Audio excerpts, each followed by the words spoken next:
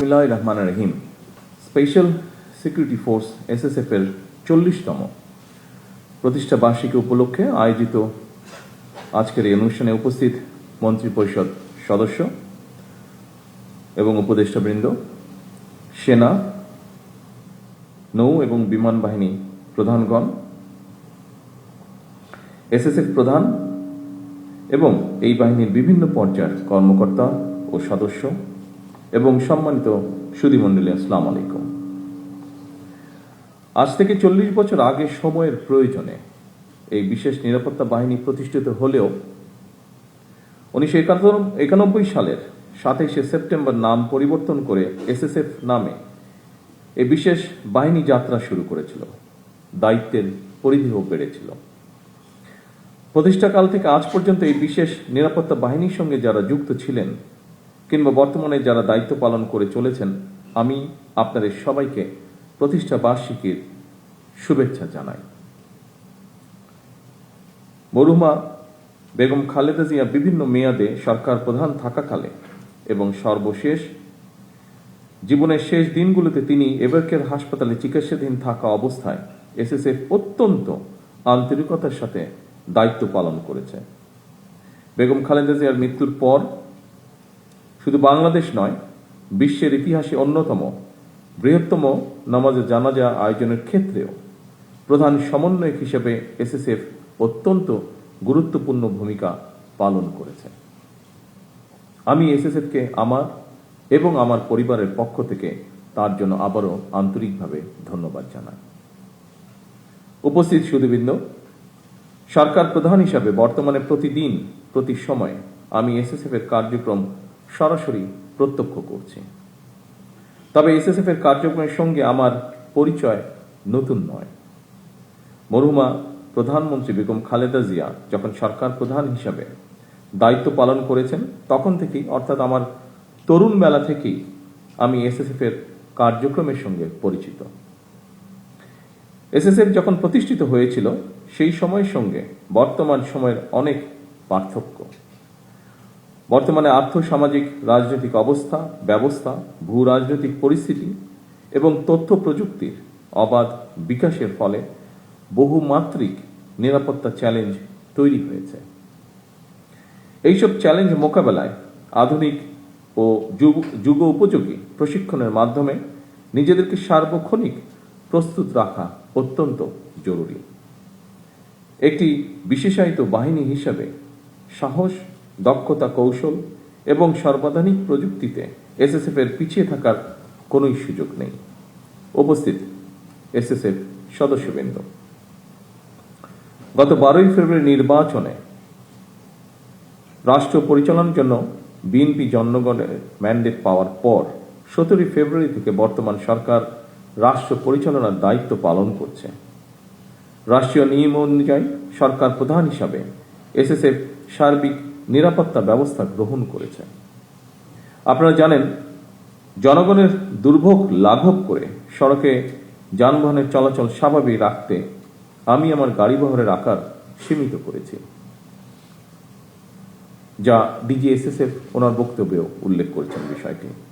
ফলে বিদ্যমান পরিস্থিতিতে সদস্য সংখ্যা বাড়ানোর পরিবর্তে এসএসএফকে হয়তো দক্ষতা এবং নিরাপত্তা কৌশলের উপরে বেশি জোর দিতে হচ্ছে।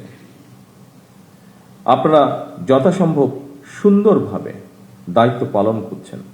আমি আবারও আপনাদেরকে তার জন্য আন্তরিক ধন্যবাদ জানাই। একটি গণতান্ত্রিক সরকারের প্রধান হিসাবে রাজধানী ঢাকা এবং ঢাকার বাইরে দেশের প্রত্যন্ত অঞ্চলে প্রায়শই জনসভা এবং বিভিন্ন রাষ্ট্রীয় কর্মসূচিতে অংশগ্রহণ করতে হয়। এই ধরনের অনুষ্ঠানে ব্যাপক জনসমাগমের মধ্যে নিরাপত্তা নিশ্চিত করা কিছুটা জটিল বৈকি। এই ধরনের পরিস্থিতিতে একদিকে সরকার প্রধানের নিরাপত্তা ব্যবস্থা বজায় রাখা, অপরদিকে নাগরিকদের জীবনের স্বাচ্ছন্দ্য নিশ্চিত রাখা, এই দুটোর মধ্যে ভারসাম্য রক্ষা করেই এসএসএফকে তাদের নিরাপত্তা কৌশল প্রণয়ন করতে হয়। আমি মনে করি এই ধরনের পরিস্থিতিতে সুষ্ঠু এবং সমন্বিতভাবে দায়িত্ব পালনের মাধ্যমে এসএসএফ এর কর্মদক্ষতাও প্রতিবাদ হয়ে ওঠে। উপস্থিত সুধীবৃন্দ, এসএসএফ এর প্রতিষ্ঠা বার্ষিকীর এই দিনে আমি আমার একটি বিশেষ দৃষ্টিভঙ্গির কথা আপনাদের সঙ্গে শেয়ার করতে চাই। একটি গণতান্ত্রিক সরকারের প্রধান হিসাবে জনগণের বিশ্বাস এবং ভালোবাসার উপরেই আমার সবচেয়ে বেশি নির্ভরতা। সুতরাং নিরাপত্তার ঘেরাটোপে যাতে সরকার প্রধানকে জনগণ থেকে দূরে ঠেলে না দেওয়া হয়, এই সফিস্টিকেটেড বাহিনীর হিসাবে সেদিকেও বিশেষভাবে লক্ষ্য রাখার জন্য আমি আপনাদের প্রতি বিশেষভাবে আহ্বান জানাই। উপস্থিত সুধীবৃন্দ, কিছুদিন আগেই আমি এসএসএফ এর নবনির্মিত অত্যাধুনিক ফায়ারিং রেঞ্জটি উদ্বোধন করেছি। উদ্বোধনী মহড়াও প্রত্যক্ষ করেছি। পেশাগত কর্মদক্ষতা বাড়াতে নবনির্মিত এই ফায়ারিং রেঞ্জ নিঃসন্দেহে বিশেষ ভূমিকা রাখবে।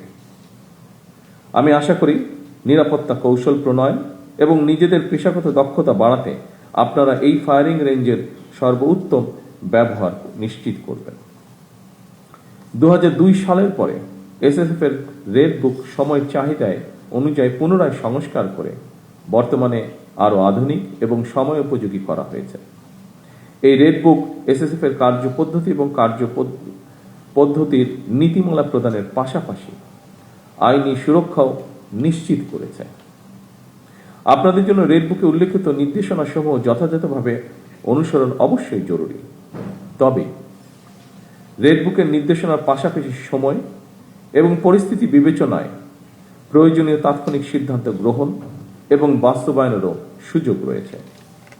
এসএসএফ এর মতো বিশেষিত বাহিনীর জন্য আধুনিক নিরাপত্তা কৌশল এবং প্রযুক্তিগত দক্ষতা অর্জনের পাশাপাশি প্রতিটি সদস্যের সাহস, সততা, বিশ্বস্ততা, সর্বোচ্চ পেশাদারিত্ব, নিয়মানুবর্তিতা এবং সর্বোপরি চেইন অফ কমান্ড, এই বিষয়গুলো কঠোরভাবে মেনে চলা অপরিহার্য। উপস্থিত সুধীবৃন্দ, রাষ্ট্রপ্রধান, সরকার প্রধান এবং দেশে বিদেশে রাষ্ট্র ঘোষিত বিশেষ গুরুত্বপূর্ণ ব্যক্তিদের নিরাপত্তা নিশ্চিত করার সঙ্গে দেশের জাতীয় নিরাপত্তার বিষয়টিও জড়িত। সুতরাং নিরাপত্তা ব্যবস্থা সুদৃঢ় করতে দেশের অন্য সকল নিরাপত্তা আইন শৃঙ্খলা বাহিনী, গোয়েন্দা সংস্থা এবং বিভিন্ন মন্ত্রণালয় সমন্বয়ের মাধ্যমে এসএসএফকে নিরাপত্তা কৌশল নিশ্চিত করতে হয়।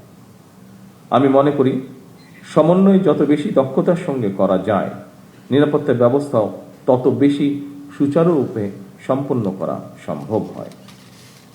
দেশের সেনা, নৌ বিমান, পুলিশ এবং আনসার বাহিনীর মধ্য থেকে দক্ষ কর্মকর্তাদের বাছাই করে এসএসএফ গঠন করা হয়।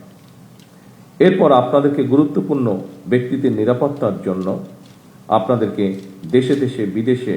দেশে এবং বিদেশে উন্নত মানের প্রশিক্ষণ গ্রহণ করতে হয়।